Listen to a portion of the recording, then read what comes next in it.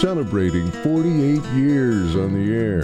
Award-winning Farm Week is a production of Mississippi State University Extension.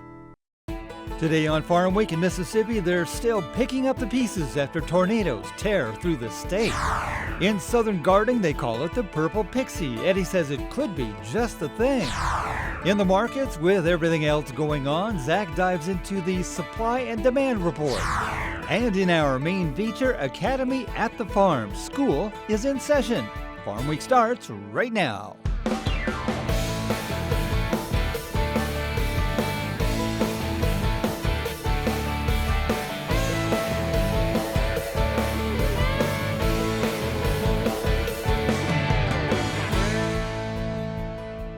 Hello everyone, I'm Zach Ashmore. And I'm Mike Russell. Great to have you with us again here on Farm Week. By now, most have either heard of or were in the middle of severe weather across the South a few days ago. Here in Mississippi, 6 people died as a result of powerful tornadoes, including a mother and her stepson in one rural county. Quentin Smith has more. You look at it and go, holy crap, 15 seconds did this. For Melvin Tolbert, he's still devastated from the strong winds that ripped through Jefferson Davis County. Our Drone 3 camera gives you a bird's eye view of all of the damage and destruction left behind. Tolbert recalls those frightening moments when the storm touched down. Got an alert on my phone about bad weather, so I got in my pickup and I pulled about halfway down the street here. And then all of a sudden, I saw the tornado coming up from the southwest, and the wind picked up to 80, 90 miles an hour, blew all my buildings out of the way, blew my house back 2 or 3 feet. But he's not just shaken up by the damage to his home. He's also dealing with the fact that his sister-in-law and nephew died in the storm. What can you really say? It's just something you wouldn't imagine happening. 56-year-old Mary Suzette Tolbert and her stepson, 36-year-old Ryan Tolbert, died due to the injuries they received. Mary died while being taken to the hospital by first responders. Ryan was pronounced dead on the scene. I'm standing here on the grounds where the fatalities were in Jefferson Davis County, and this is just heartbreaking. It almost brings tears to your eyes. Anytime lives are lost, it hurts. Jocelyn Ragsdale is the Emergency Management Agency Director for the county. She says dozens of homes were damaged during the storm. Rough estimates right now are between 65, 70 homes with some type damage that's going from destroyed, major, minor, and affected. Those numbers may change. Leaders with the Mississippi Emergency Management Agency made a stop to assess the damage in the county. Ragsdale says they're now trying to bring in all of the resources they can as they begin their long road to recovery. First step of moving forward is to continue to coordinate, get the assessment, get the appropriate numbers pushed up the ladder to the appropriate agencies so that the numbers will roll in and get us included, preferably in a federal declaration. The storms also injured at least 27 people in Mississippi. At least 39 people were killed around the country in storm-related incidents across 7 states. In related news, also in Mississippi, much damage in the rural setting of Tylertown to the south, including a large chicken house. We'll follow up, but in the meantime, Holly Emery has more on one family's losses in Tylertown. So I got in my bay windows in the house, and I looked, and I seen it when it was tearing up that shed in that house over there. It was within seconds after Alfred put his wife, his great-grandson, and one other person in the bathroom before the storm ripped his home to pieces. The sheetrock hit me, knocked me down in the hallway, and it was on top of me while it all went by. I heard tin breaking off. I heard glass just a popping and breaking. What he didn't know was if his granddaughter was safe in a 2-story house next door. She was over here on that couch. That couch was on top of her, and everything else gone. And she made it over to my house as I was clearing out a way to come to her. And it had moved my refrigerator to block the door. And when I pushed the refrigerator back, there she was. It's a similar story all across the state. Homes leveled because of the deadly tornadoes that state officials believe stretched 70 miles through Walthall County and into Jefferson Davis County. The carnage of the trees and the infrastructure and the homes that were just wrapped up into balls. Cars parked in pastures that should not have been there. Linemen are currently working to restore power to those who still have a roof over their heads. There are literally hundreds, if not thousands, of people, everything from linemen to volunteers, law enforcement officers, and everyone in between that are out working right now. Out of 5 homes that the Alford family owns, only 1 made it through the storm with minor damage. These are all things. They're all things. We still have each other, and when we rebuild, we'll all still live this close. Hopefully this won't happen to our whole family again. I'm still can get emotional when I see her. I was just glad she was alive, and we all are really. But all this, we can build it back. And speaking of building back, farmers and ranchers who've lost cropland or livestock due to these storms, and any that might still come, do have resources available to them through the USDA. That and bird flu has been reported in another county here in Mississippi. These 2 stories are this week's News Roundup. Bella Bingham reports. The USDA has assistance programs for those affected by storms that drove through the south and midwestern U.S. over the weekend. Farmers with crop losses and are signed up for federal crop insurance, or NAP, should report damages to their agent or local FSA office within 72 hours and follow up in writing within 15 days. Livestock producers have several disaster relief programs, the Livestock Indemnity Program and the Emergency Assistance for Livestock, Honeybee, and Farm-Raised Fish Program. Both can reimburse farmers a portion of the value of lost livestock, poultry, or other animals killed or injured by a natural disaster. Farmers.gov has several tools to help producers find the best program for their needs. In other news, bird flu has been found in a commercial broiler breeder chicken flock in Noxubee County, Mississippi. This particular flock had experienced a high mortality rate, and samples sent to the Mississippi Veterinary Research and Diagnostic Laboratory showed signs of H7N9 that were confirmed by USDA Animal and Plant Health Inspection Service laboratories. The state veterinarian has quarantined the area, and the remaining birds were disposed of. This is the 3rd instance of bird flu on poultry farms in Mississippi since spring 2023. Those with chickens who suspect bird flu in their flock are encouraged to submit a report to the Mississippi Board of Animal Health online. The CDC reiterates that bird flu does not pose a food safety risk. Poultry and eggs, properly cooked, are safe to eat.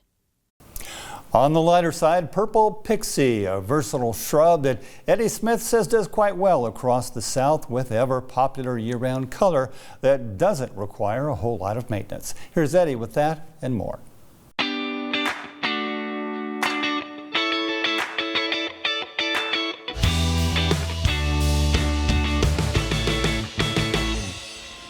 You may be familiar with the traditional large loropetalums used in landscapes. Let's take a look at a dwarf variety. Purple Pixie dwarf loropetalum is a unique low-growing shrub known for its cascading habit, deep purple foliage, and vibrant pink fringe-like flowers. Unlike traditional upright loropetalums, Purple Pixie has a naturally spreading, weeping form, reaching only 1 to 2 feet in height while spreading 3 to 4 feet wide. The leaves of Purple Pixie are small, oval-shaped, and have a slightly leathery texture. They typically measure about 1 to 2 inches in length and are arranged alternately along the stems. The most striking feature of the foliage is its deep burgundy purple color, which remains rich and vibrant throughout the year, unlike some other loropetalum varieties that may turn greener in warmer months. The leaves have a slightly glossy upper surface, which enhances their color intensity, while the underside is often a slightly lighter shade of purple. This plant thrives in full sun to part shade, with full sun promoting the richest foliage color and best flowering. Hardy in USDA zones 7 through 10, Purple Pixie will thrive in most areas of the South. With its size, low maintenance care, and year-round color, Purple Pixie is a wonderful addition to any garden. I'm Eddie Smith, and I look forward to seeing you next time on Southern Gardening. We'll take a break right here, but stick around. Coming up, they call it Academy at the Farm. You know the drill. Some kids think agriculture is just playing with animals all day long. But at one school in Florida where math and science are also essential, ag is life. Now the school has more than 800 students and a waiting list of 3,000, and it's in the top 12% of the state's schools. Don't miss this one, Academy at the Farm. That's coming up on Farm Week.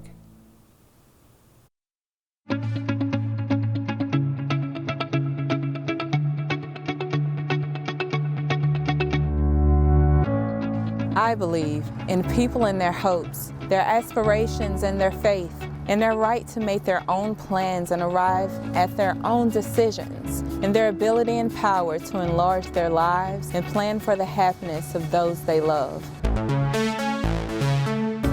I believe that education, of which extension work is an essential part, is basic in stimulating individual initiative, self-determination, and leadership. That these are the keys to democracy, and that people, when given facts they understand, will act not only in their self-interest, but also in the interest of society. Because I believe these things, I am an extension professional.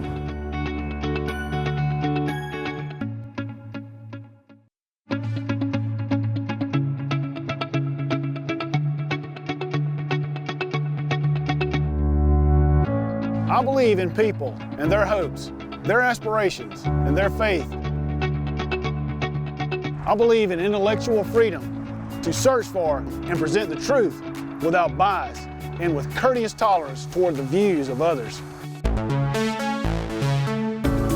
I believe that education is a lifelong process, and the greatest university is the home.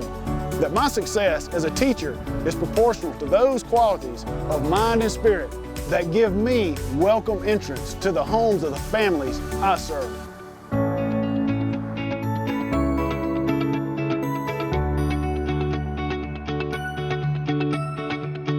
Because I believe these things, I am an extension professional.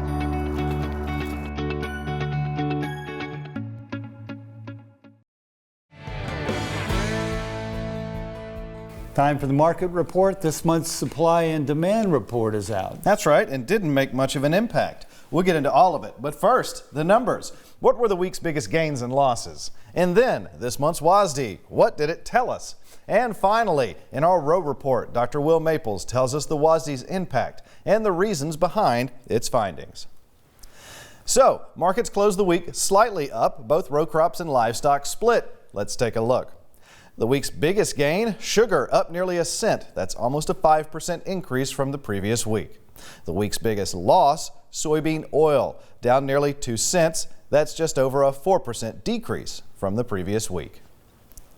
This month's WASDE report recently dropped and made very little impact on the markets. However, it did shed some insight into several row crop stocks and trades on the international level.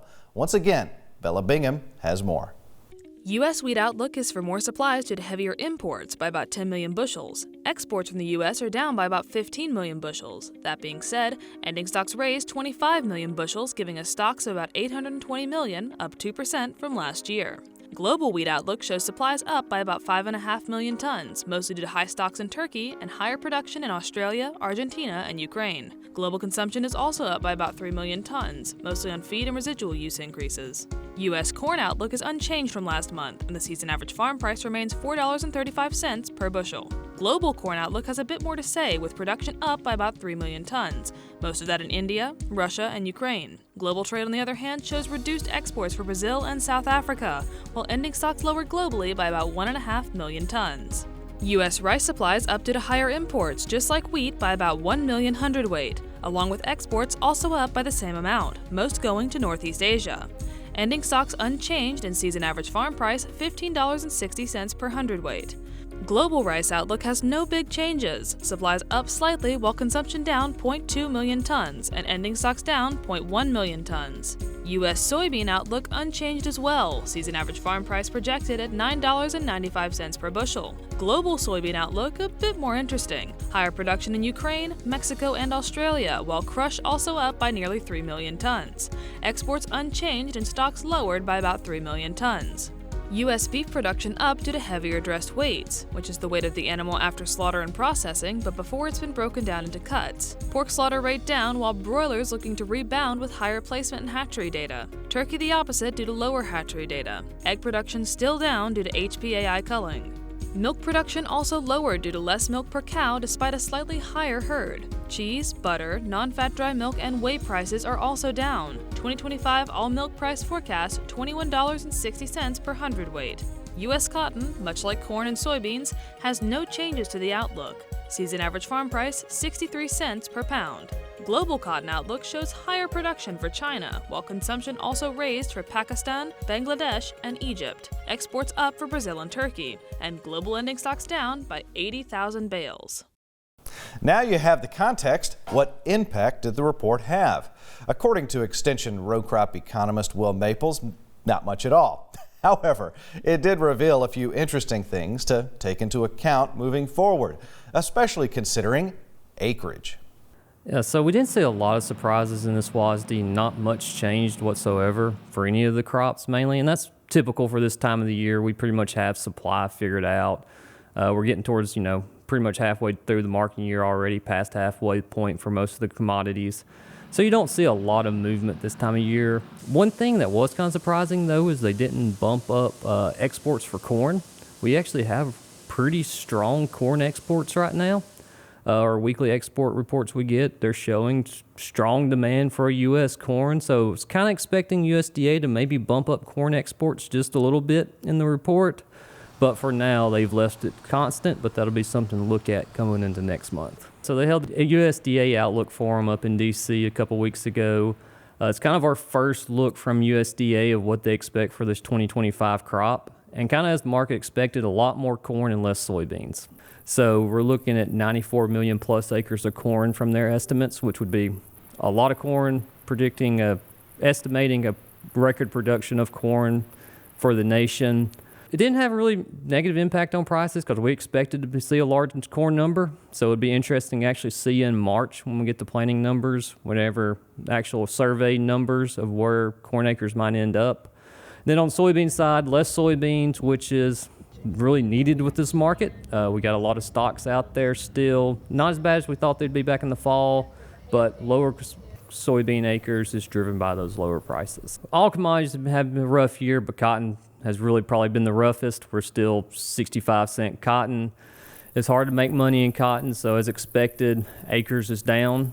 It's kind of surprising, though. A lot of those acres we're expected to lose are more of those marginal grounds that go into our somewhat get abandoned more often than other acres. So actually, production is estimated to be up from last year on these lower acres. And that's it for a deeper look into the markets. Seems the price drama of the past few weeks has cooled a bit. We'll see if it comes back. In the meantime, word has it U.S. grains are beginning to upsell in the international market. Mike? Thanks, Zach.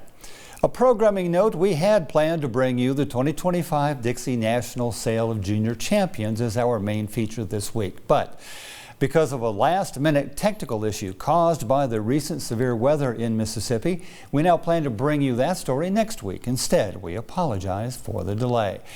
In its place, though, a compelling story, Academy at the Farm, which we move forward from next week to this week's show. You might think of the Academy as a vocational agriculture class with a lot of after-hours work to get everything done. But there is a lot more to the story than that, not the least of which is how popular Academy at the Farm in Florida has become. At this point, there's a waiting list almost 4 times as long as the total number of active students. A sure sign that interest in small farming is growing. Here's Colleen Bradford-Krantz with more. Instead of heading to a sports field or music room after school, many students at Academy at the Farm near Dade City, Florida, spend their afternoons caring for nearly 100 farm animals. The pre-K through 8th grade public charter school integrates agriculture into its science curriculum from an unusually early age.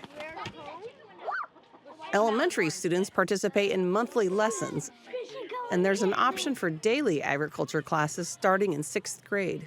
A lot of kids automatically have the idea that agriculture is just playing with animals all day or feeding animals or having pets or something like that. And we want them to expand their horizons and have the knowledge that agriculture is actually giving us life. So it's providing us with food, it's providing us with resources and commodities that we need.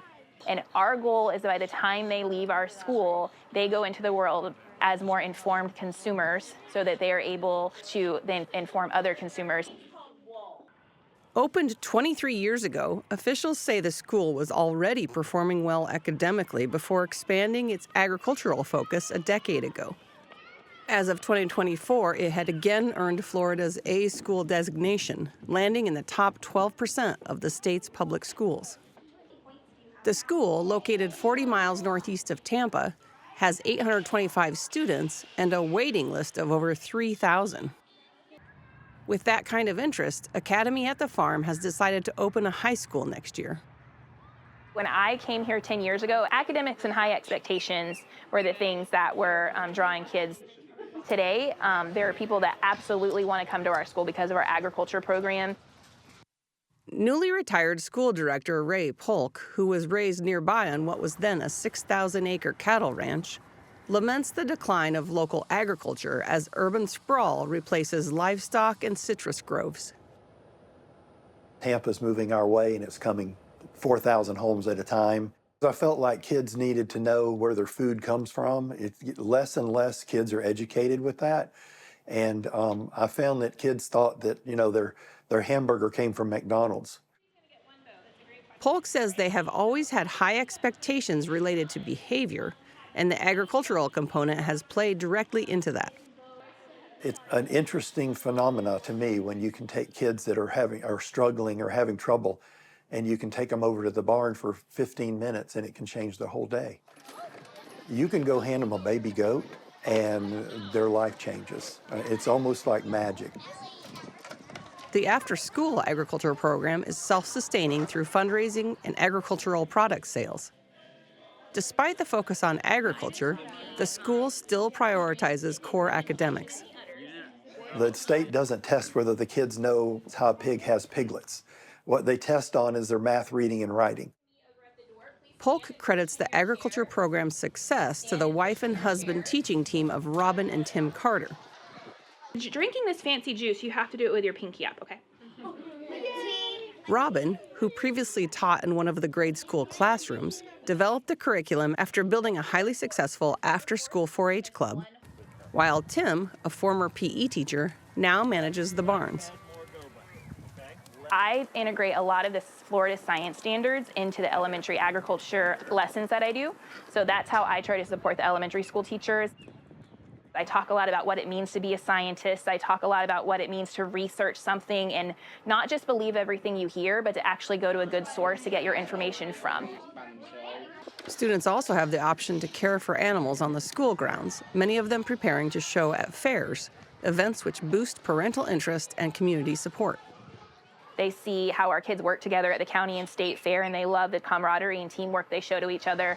Agriculture is also used as a way to teach resilience, as the school allows the students to directly face hardships when they arise. In education, sometimes the expectations is everything is done perfect all the time. And in agriculture, that's not how life goes. You could have a project or a crop or an animal that suddenly passes away or suddenly dies, or there's a hurricane or something happens, and you have to be able to roll with the punches. Families whose children want to show market animals through 4-H or FFA typically buy their animals and cover most costs associated with raising them on site. Other students can be assigned to care for a non-market animal, such as a dairy cow or a hen, for a year. Grants and donations have enabled the Academy to expand the outdoor facilities. After school, if you have an animal here, it's got to be fed, it's got to be taken care of, and on the weekends. They're responsible for feeding and any changes, and we work on showmanship practice and get ready for fairs and shows. Most of the kids that we get, we're very lucky. They don't grumble about the work at all. And these projects are also family projects. You know, a 10-year-old can't drive themselves here on a Saturday to feed their animal. 17-year-old Christiana Williams, a former student, still keeps pigs on site and helps younger children with their livestock projects. So the really nice thing about this is everything is hands-on. When I first started, I told the carters that I would never, ever give a vaccination to a pig. It freaked me out. I didn't like needles. I didn't like anything like that. Flash forward a couple months later, I was giving almost all of the injections at the barn. 11-year-old Connor Groover sees the program as life preparation. Having to stay responsible to feed them and like being responsible with my money, having to pay for their foods and their all their equipment stuff. We need to create students who are feeling confident at an early age to be outside, getting their hands dirty, being hands-on. If I can get a kid to pick up a drill at home instead of a cell phone at home, that makes me really, really happy. And middle school kids are at an age where I feel like they're not given a lot of trust. So when you give them that trust, they just shine. Pretty amazing. They're getting some great results down there in Florida. Well, next time on Farm Week, at long last, this year's Dixie National Sale of Junior Champions. It's a big story, and this year the numbers were bigger than ever. More than $500,000 raised in the sale. You'll also meet a hard-working young lady bound for greatness. And to top it all off, say goodbye to auctioneer Jackie Corson, retiring after 30 years of helping youth raise millions of dollars. The 2025 Dixie National next time on Farm Week. Remember, if you missed a story, look for past episodes of Farm Week on our website at farmweek.tv. And don't forget to follow us on Facebook and YouTube. We'll see you next week. Thanks for watching.